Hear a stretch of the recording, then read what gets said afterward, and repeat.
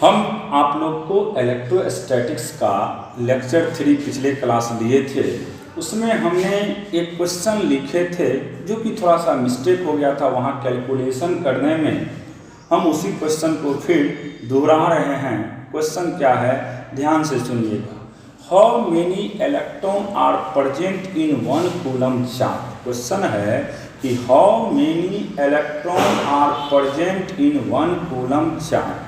तो देखिए आपके पास चार्ज का वैल्यू दिया है, यानी Q का वैल्यू दे चुका है। तो Q का वैल्यू कितना है बाबू, 1 इलेक्ट्रॉन वोल्ट।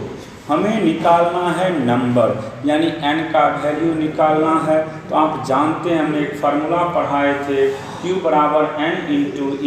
तो N बराबर हो जाएगा Q बाई E। N बराबर क्या होगा, Q बाई E।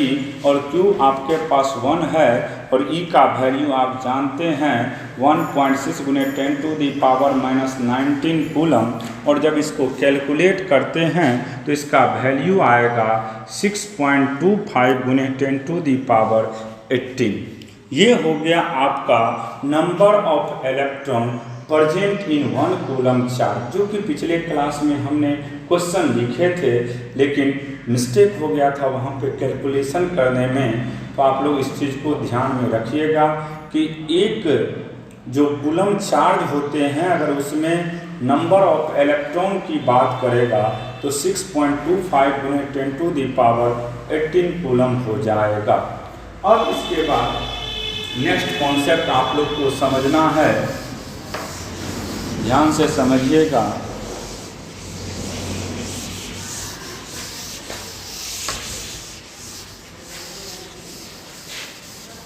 जैसे हम पढ़ाए थे डिस्ट्रीब्यूशन ऑफ चार्ज के विषय में, पिछला क्लास में हमने आप लोग को बताए थे कि डिस्ट्रीब्यूशन ऑफ चार्ज के विषय में पढ़ा रहे थे कि डिस्ट्रीब्यूशन ऑफ चार्ज होता क्या है। देखिए अब उसी को हम आगे बताएंगे अभी। जैसे डिस्ट्रीब्यूशन ऑफ चार्ज,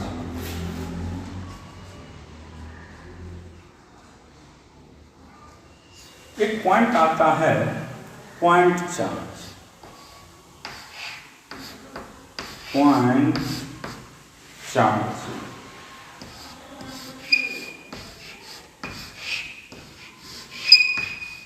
हम पॉइंट चार्ज की बात कर रहे हैं। पॉइंट चार्ज होता क्या है समझिएगा। एक फाइनाइट साइज ऑफ बॉडी,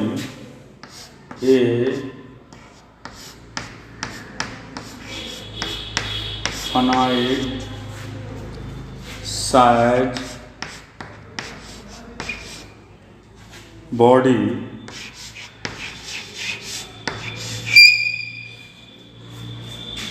में behave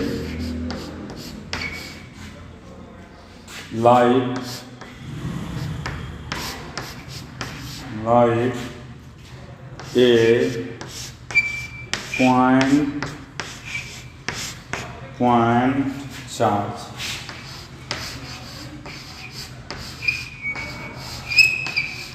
Point charge, it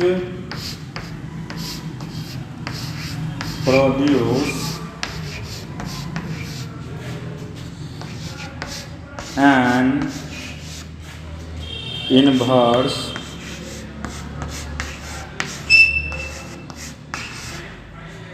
square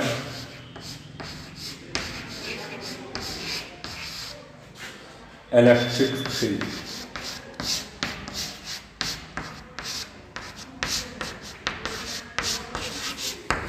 देखिए हम लिखते हैं यहाँ पे पॉइंट चार्ज, जिसे दो वर्ड आता है, एक फाइनाइट होता है और दूसरा इनफाइनाइट होता है। फाइनाइट का मतलब होता है जो फिक्स है, जिसको आप देखते हैं उसको हम लोग फाइनाइट बॉडी कहते हैं। तो यहाँ पे लिखे हैं पॉइंट चार्ज का डेफिनेशन, एक फाइनाइट साइज ऑफ बॉडी। अगर किसी भी बॉडी का साइज फिक्स रहता है तो वह बिहेव करता है एक पॉइंट के तरह। किसके तरह, पॉइंट के तरह। और वहाँ पे जो चार्ज प्रोड्यूस होता है किसके वजह से, इनवर्स स्क्वायर इलेक्ट्रिक फील्ड के वजह से, उसी को हम किसके नाम से जानते हैं, पॉइंट चार्ज के नाम से। अगर कोई पॉइंट चार्ज की चर्चा करे तो सिंपल याद रखिएगा, ए फाइनाइट साइज बॉडी, एक छोटा सा या कोई भी फाइनाइट साइज का बॉडी होता है, अगर वह बिहेव करता है पॉइंट चार्ज के तरह, लेकिन वह प्रोड्यूस कहाँ होता है, इनवर्स स्क्वायर इलेक्ट्रिक फील्ड में। कहाँ पे, इनवर्स स्क्वायर इलेक्ट्रिक फील्ड में। उसी को हम किसके नाम से जानते हैं, पॉइंट चार्ज के नाम से। किसके नाम से, पॉइंट चार्ज के नाम से। अब इसके बाद आप लोग को जब पॉइंट चार्ज समझ गए हैं तो नेक्स्ट कॉन्सेप्ट समझा रहे हैं हम, देखिए ध्यान से। पॉइंट चार्ज के बाद हम चर्चा करते हैं, नेक्स्ट पॉइंट की तरफ बढ़ते हैं। देखिए ध्यान से, पॉइंट चार्ज हो गया आप लोग का। अब इसके बाद यहाँ पे आप लोग को समझना है मेथड ऑफ चार्जिंग। किसकी बात करेंगे हम लोग, method of charging. Method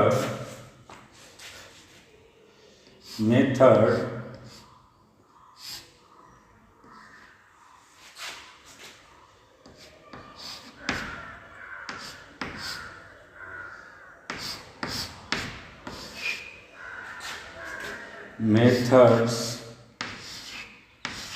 of charging।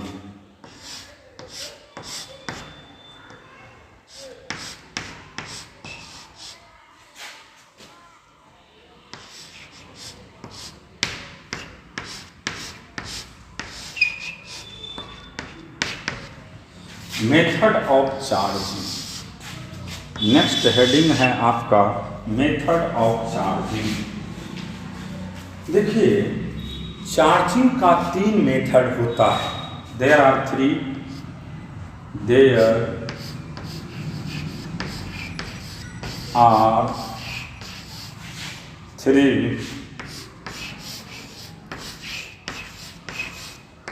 Parts या 3 टाइप्स। इसका मेन 3 टाइप्स होता है। पहला फ्रैक्शन,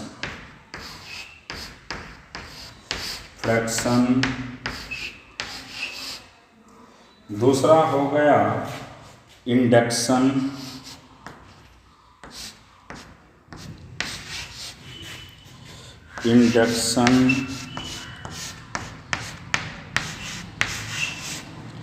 और तीसरा हो गया आपका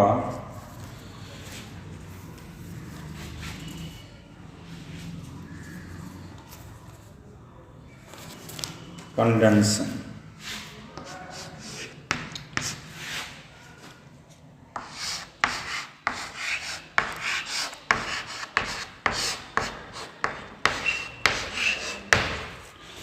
यही 3 मेथड है, मेथड फॉर चार्जिंग। अगर हम बात करते हैं चार्जिंग का मेथड का, देयर आर 3 टाइप्स। इसका 3 टाइप होता है चार्जिंग का मेथड का। पहला है फ्रैक्शन, दूसरा है इंडक्शन और तीसरा है कंडक्शन। पहला क्या है बाबू, फ्रैक्शन। पहला क्या है, फ्रैक्शन, दूसरा है इंडक्शन और तीसरा है कंडक्शन। क्लियर हो गया। आपको अगर कोई पूछेगा कि चार्जिंग का क्या क्या मेथड होता है तो याद रखिएगा कि चार्जिंग का 3 मेथड होता है। पहला है आपका फ्रैक्शन, दूसरा है इंडक्शन और तीसरा है कंडक्शन। क्लियर हो गया। फ्रैक्शन, इंडक्शन एंड कंडेंसन, यही 3 मेथड है किसी भी चार्जिंग का। अब हम बात करते हैं एक एक करके। पहला आपके पास दिया हुआ है फ्रैक्शन। फ्रैक्शन है क्या, इसको समझना होगा आप लोग को।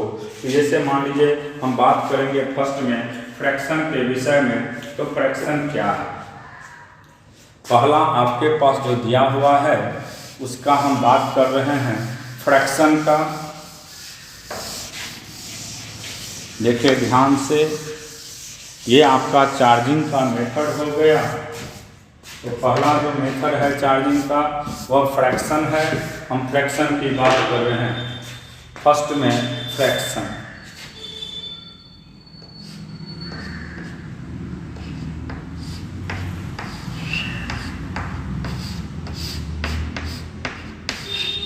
फ्रैक्शन।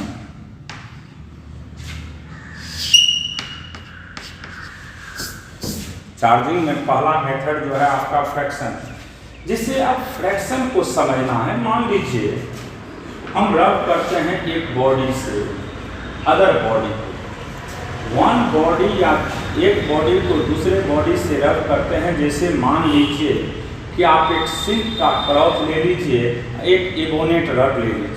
अगर आप सिल्क के क्लॉथ से इबोनेट रड को रब करते हैं यानी रगड़ते हैं तो इबोनेट रड से इलेक्ट्रॉन इजेक्ट होते हैं और आपको वह सिल्क के क्लॉथ पे जा करके एकत्रित होता है, यानी उस पर रूपांतरित होता है, इकट्ठा होता है। तो अगर मान लीजिए इबोनेट रड से इलेक्ट्रॉन इजेक्ट किया और सिल्क के क्लॉथ पे जा करके रुक गया, तो ये जो प्रोसेस है इसी को हम किसके नाम से जानते हैं? फ्रैक्शन के नाम से। तो कोई आपसे अगर पूछता हो फ्रैक्शन क्या है, तो सिंपली याद रखिएगा कि अगर हम किसी को भी रब करते हैं एक बॉडी को दूसरे बॉडी से, तो उसी को किसके नाम से जानते हैं हम लोग? फ्रैक्शन के नाम से। तो डेफिनेशन भी लिख लीजिए, इफ वी रब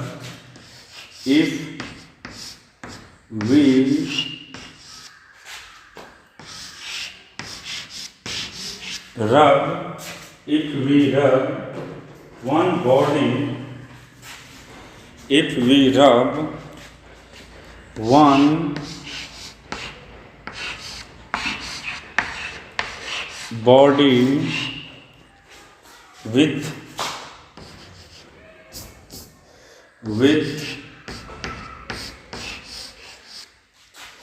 other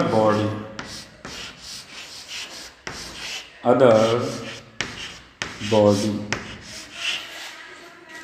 electrons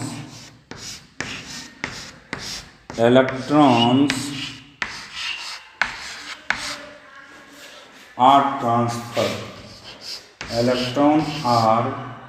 transferred,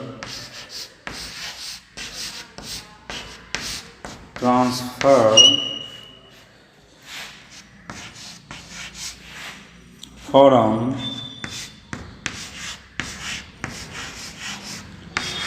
one body to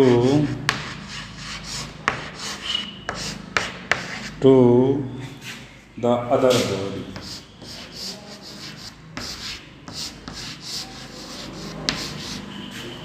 body. Clear हो गया? हमने लिखे हैं यहाँ पे इफ वी रब one body with other body. अगर हम एक बॉडी को दूसरे बॉडी से रब करते हैं यानी रगड़ते हैं, तो वहाँ से इलेक्ट्रॉन का ट्रांसफर होता है एक बॉडी से दूसरे बॉडी में। उसी को किसके नाम से जानते हैं हम लोग? फ्रैक्शन के नाम से। क्लियर हो गया फ्रैक्शन का पॉइंट? अगर याद यही रखिएगा, जब हम किसी एक बॉडी को दूसरे बॉडी से रब करते हैं तो इलेक्ट्रॉन का ट्रांसफर होता है एक बॉडी से दूसरे बॉडी में। एक बॉडी से दूसरे बॉडी में जो इलेक्ट्रॉन का ट्रांसफर होता है उसी को हम किसके नाम से जानते हैं? फ्रैक्शन के नाम से। क्लियर हो गया फ्रैक्शन का पॉइंट? तो पहला पॉइंट था फ्रैक्शन। तो फ्रैक्शन में सिंपल याद रखिएगा, जब भी हम एक बॉडी को दूसरे बॉडी से रब करते हैं और वहाँ पे जो इलेक्ट्रॉन का ट्रांसफ़र होता है एक बॉडी से दूसरे बॉडी में, उसी को हम किसके नाम से जानते हैं? तो याद रखिएगा, उसी को हम फ्रैक्शन के नाम से जानते हैं। फिर इसी में नेक्स्ट पॉइंट के विषय में समझिएगा, transfer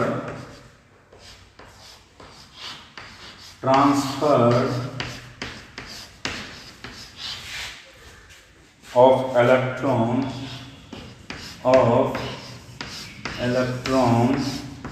transfer of electrons takes place from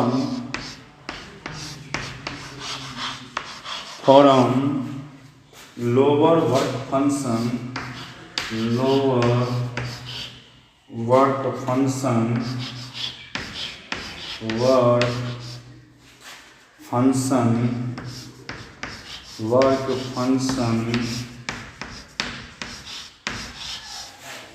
body to higher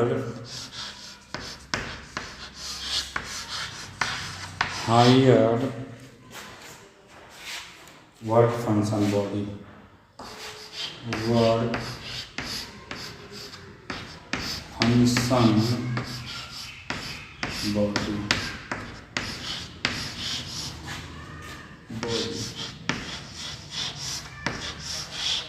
तो इसको भी याद रखिएगा।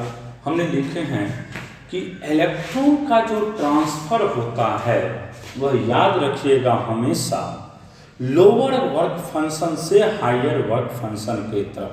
अब आपके मन में क्वेश्चन जनरेट होगा कि ऐसा होता क्यों है, लोअर से हायर की तरफ ये क्यों ट्रांसफर करते। तो इसके पीछे एक बहुत छोटा सा लॉजिक है, सुनिएगा। आप जानते हैं इलेक्ट्रॉन के विषय में कि इलेक्ट्रॉन के पास नेगेटिव चार्ज होता है और वह स्टेबल होने के लिए पॉजिटिव चार्ज बॉडी के तरफ जाना चाहेगा। इसीलिए जब भी कोई पूछेगा आपसे कि इलेक्ट्रॉन किधर से किधर ट्रांसफर करते हैं तो सिंपल याद रखिएगा कि इलेक्ट्रॉन जो ट्रांसफर करते हैं always lower work function body से किधर बाबू, हायर वर्क फंक्शन बॉडी के तरफ। लोअर वर्क फंक्शन बॉडी से किधर के तरफ, हायर वर्क फंक्शन बॉडी के तरफ इसका ट्रांसफर होता है। अब जैसे एक सिंपल लॉजिक के थ्रू समझा रहे हैं, देखिए जैसे हम यहाँ लिखेंगे अभी, मान लीजिए work function body,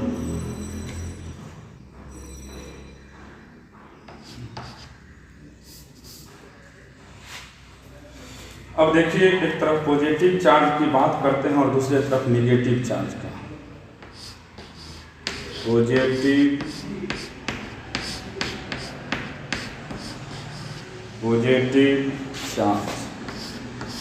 positive charge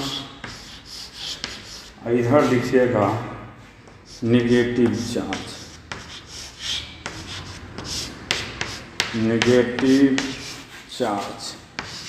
एक तरफ पॉजिटिव चार्ज तो दूसरे तरफ कौन सा चार्ज की बात कर रहे हैं, नेगेटिव चार्ज का। पहला देखिए जैसे ग्लास रॉड हो गया आपका पॉजिटिव चार्ज, तो सिल्क क्लॉथ कौन सा चार्ज हो जाएगा, सिल्क क्लॉथ हो जाएगा नेगेटिव चार्ज। दूसरा है ड्रायर हेयर और कंघी जो है वह नेगेटिव चार्ज हो गया। उसके बाद है तीसरा में कैट स्किन, बिल्ली का जो शरीर का जो, और इबोनेट रड।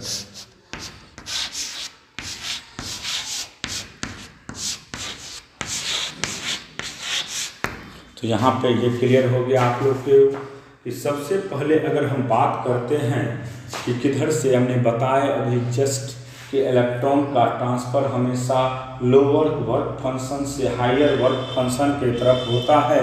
तो जैसे मान लीजिए हम एक तरफ पॉजिटिव चार्ज और दूसरे तरफ नेगेटिव चार्ज की बात कर रहे हैं, तो ग्लास रॉड अगर पॉजिटिव चार्ज है तो ग्लास रॉड को अगर हम सिल्क के क्लॉथ से रगड़ते हैं तो इलेक्ट्रॉन ट्रांसफ़र सिल्क क्लॉथ पे होगा, तो सिल्क क्लॉथ कौन सा चार्ज हो गया, नेगेटिव चार्ज हो गया।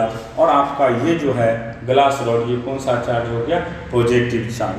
फिर है ड्राई हेयर, जो सूखा हुआ बाल है अगर उसको भी रगड़ते हैं कंघी से, तो कंघी पे कौन सा चार्ज आएगा, नेगेटिव चार्ज आएगा, और इस पे कौन सा चार्ज आएगा, पॉजिटिव। फिर उसके बाद है कैट स्किन और इबोनेट रड। इसमें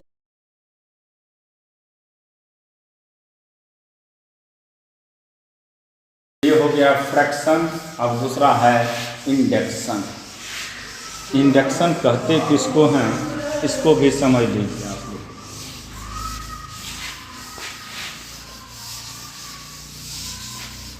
फ्रैक्शन के बाद हम बात करेंगे इंडक्शन का। इंडक्शन दूसरा है आपका इंडक्शन।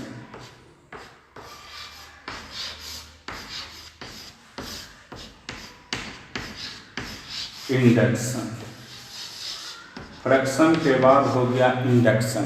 अब इंडक्शन का पहले तो डिफिनेशन जानिए। If A charge body, if A charge body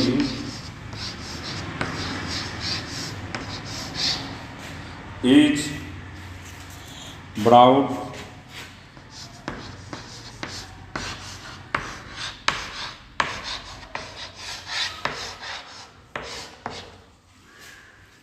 near a metallic near a metallic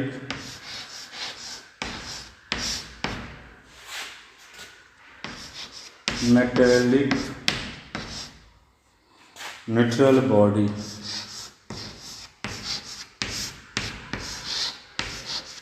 neutral body, the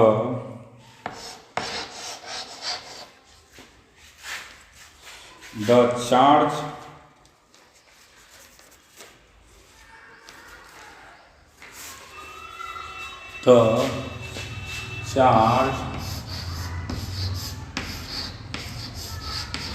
body, the charge body will attract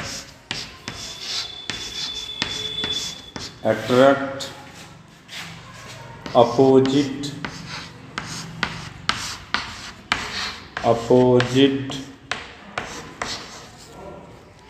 charge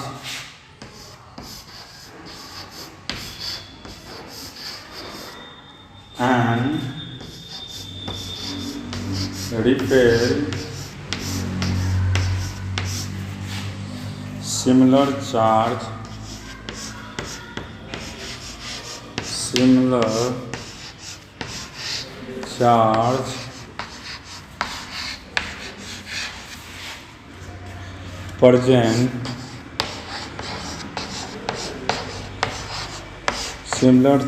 present in the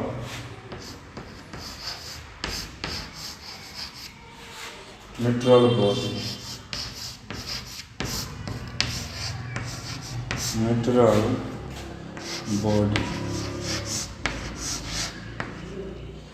as a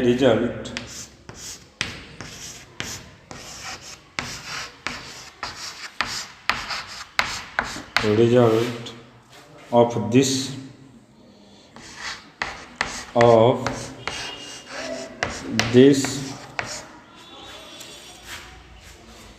one side of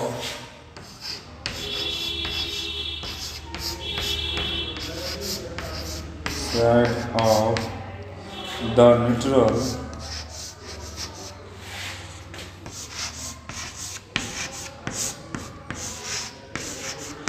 neutral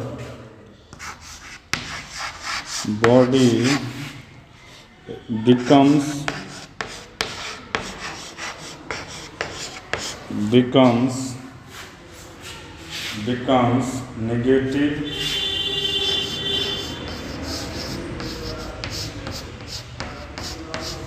negative while the other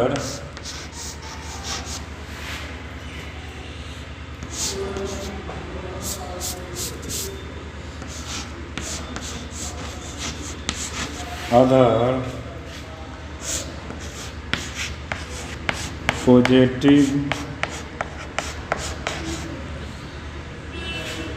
This process is called electrostatic induction.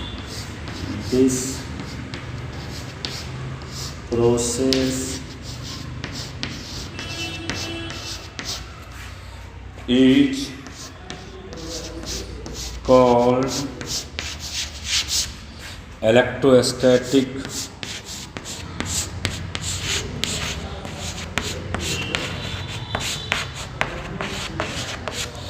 Induction.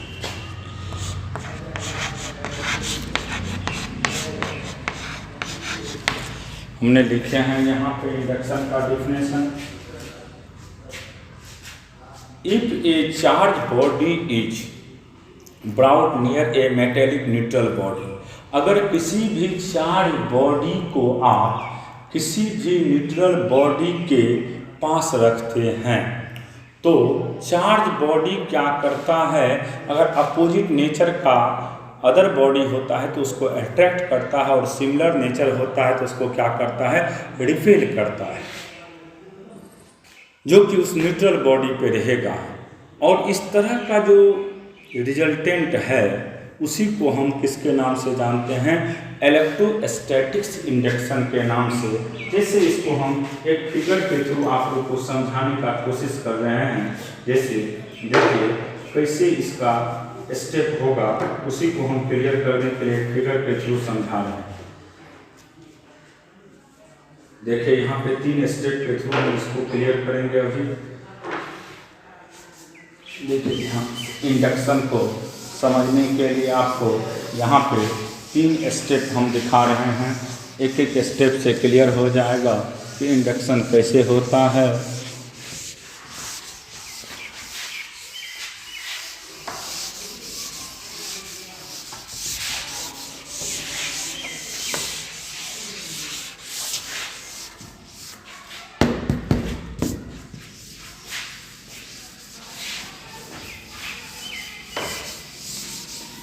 देखिए step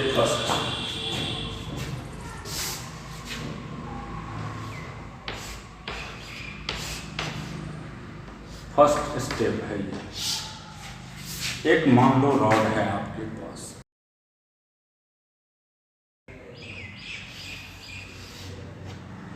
यहाँ पे positive charge है, यहाँ पे एक neutral body है। अब neutral body का मतलब होता है जितना पॉजिटिव चार्ज है उतना ही कौन सा चार्ज होगा, निगेटिव। अगर पॉजिटिव और नेगेटिव चार्ज का वैल्यू सेम हो जाता है उसी को हम किसके नाम से जानते हैं, न्यूट्रल बॉडी के नाम से। देखिए हमारे पास यहाँ पे एक चार्ज बॉडी है। ये कौन सा बॉडी है बाबू, चार्ज बॉडी। तो आपने पहला केस में क्या किया है, चार्ज बॉडी को किसके टच में लाए हैं, किसके नियर लाए हैं, न्यूट्रल बॉडी के नियर में। देखिए यहाँ पे जो ये होगा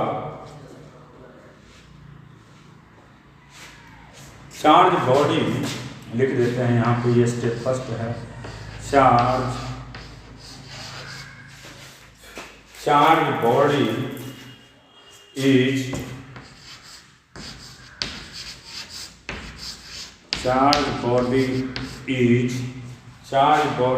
brought near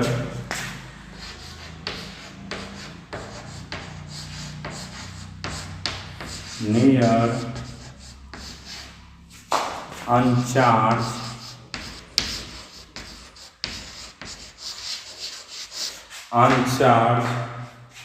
body। पहला स्टेप क्या है, स्टेप फर्स्ट में ये कोई चार्ज बॉडी है और उसके नज़दीक में एक हम अनचार्ज बॉडी को लाए हैं। तो हमने स्टेप फर्स्ट में लिखे हैं कि charge body is brought near uncharged body. अगर हम किसी भी चार्ज बॉडी को किसके नियर ला रहे हैं, अनचार्ज बॉडी के नियर में ला रहे हैं। फिर स्टेप 2 समझिएगा, स्टेप 2। अब होता क्या है स्टेप 2 में कि यहाँ पे एक अर्थिंग की बात करेंगे हम लोग। देखिए यही रॉड है, रॉड तो अभी यही है।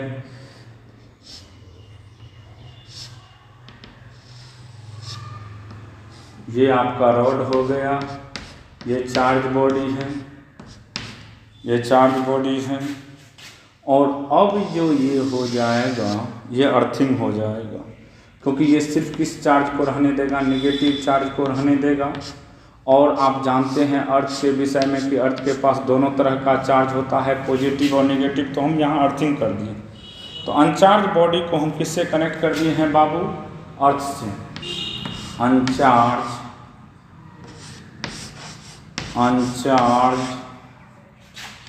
Body, uncharged body is connected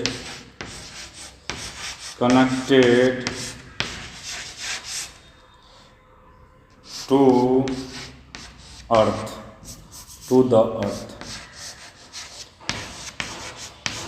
देखिए स्टेप 2 है क्या कि चार्ज बॉडी को हम किसके पास ले गए हैं?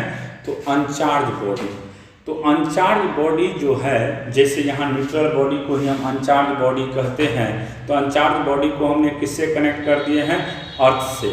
अब स्टेप 3 देखिए, यहाँ स्टेप 3 की बात कर रहे हैं हम लोग। स्टेप 3 में होता क्या है कि ये सिर्फ किसको रहने देगा? निगेटिव चार्ज बॉडी को रहने देगा, क्योंकि अर्थ का मतलब होता है कि दोनों तरह के चार्ज जिसमें प्रेजेंट होते हैं उसको ही हम लोग कहते हैं अर्थिंग। और वहाँ पे नेट कौन सा चार्ज अपेयर होता है? तो निगेटिव चार्ज बॉडी होता है। स्टेप 3 की बात कर रहे हैं। स्टेप 3 क्लियर हो जाएगा अभी तुरंत।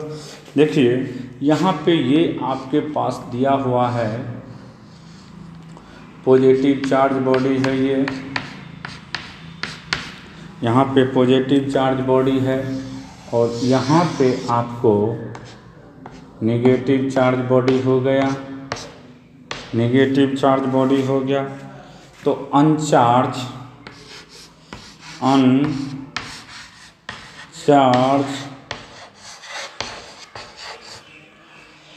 Body is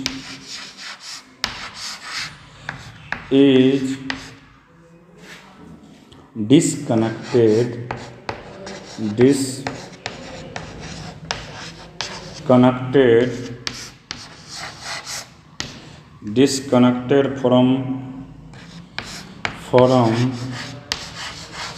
the earth। देख रहे हैं ना, यहाँ पे जो अनचार्ज बॉडी था, अब उसको हमने किससे डिस्कनेक्ट कर दिए हैं? अर्थ से। तो पहला केस स्टेप 1 है कि अगर हम लोग चार्ज बॉडी को न्यूट्रल बॉडी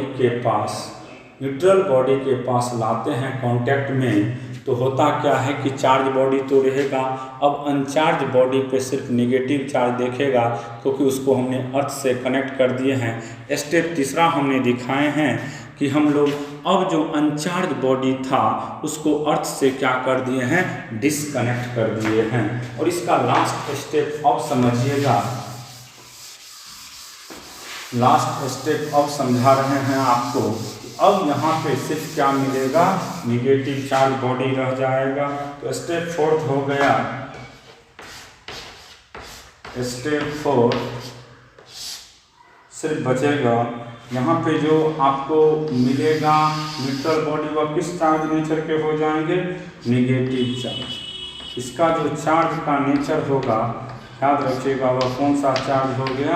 नेगेटिव चार्ज। और Q डैश जो हो गया यहाँ पे माइनस हो गया, नेगेटिव चार्ज बॉडी। यही हो गया स्टेप। यहाँ पे चार्ज बॉडी क्या हो जाएगा? Remove. Charge body is remove.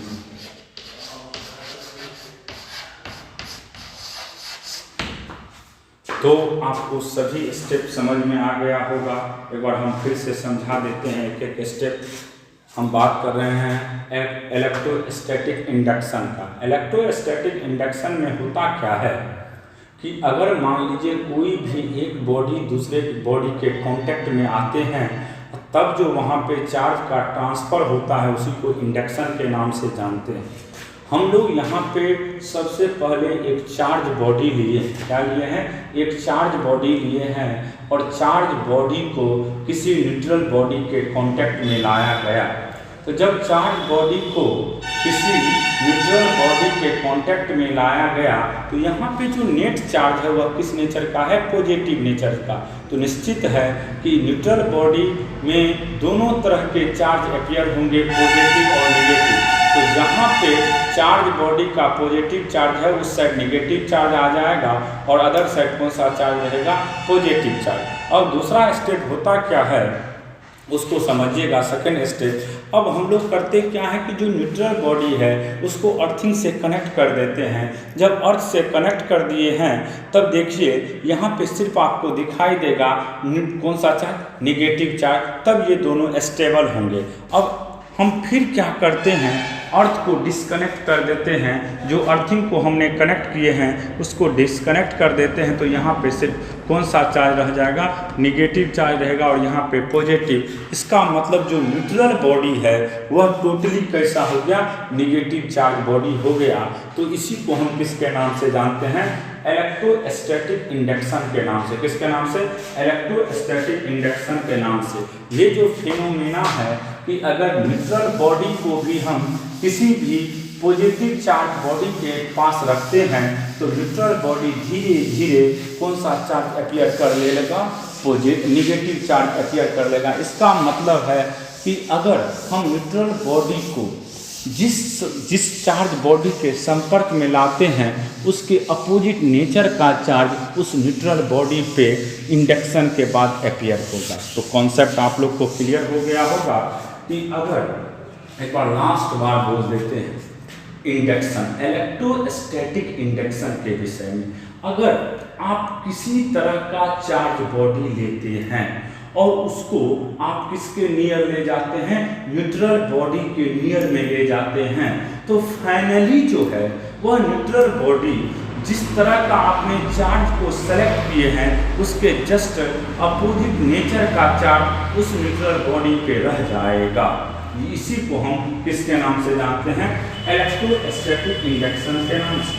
अब इसमें कुछ इंपॉर्टेंट पॉइंट है उसको लिख देते हैं नोट करके। तो नोट में पहला जो पॉइंट है आपका, सुनिएगा ध्यान से, inducing body neither gain nor loss charge. Inducing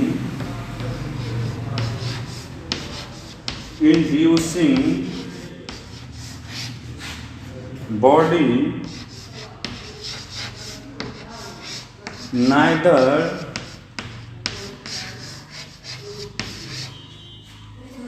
gain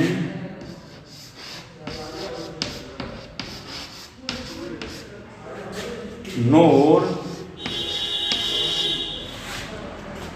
losses charge।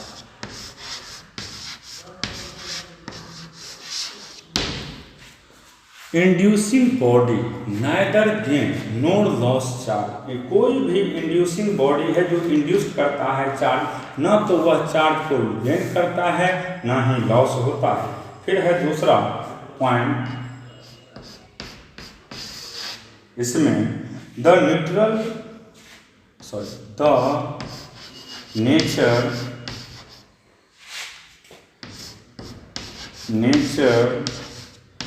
of induced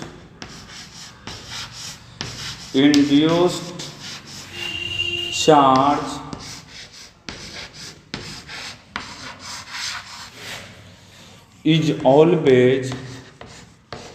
is always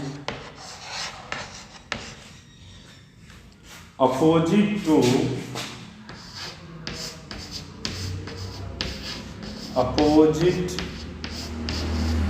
to that of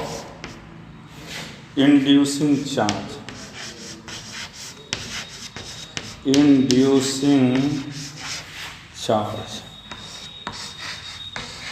inducing charge. It takes place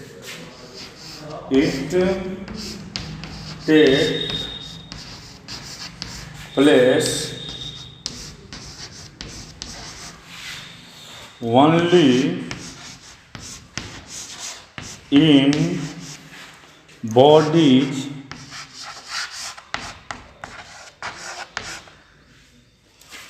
not be particle,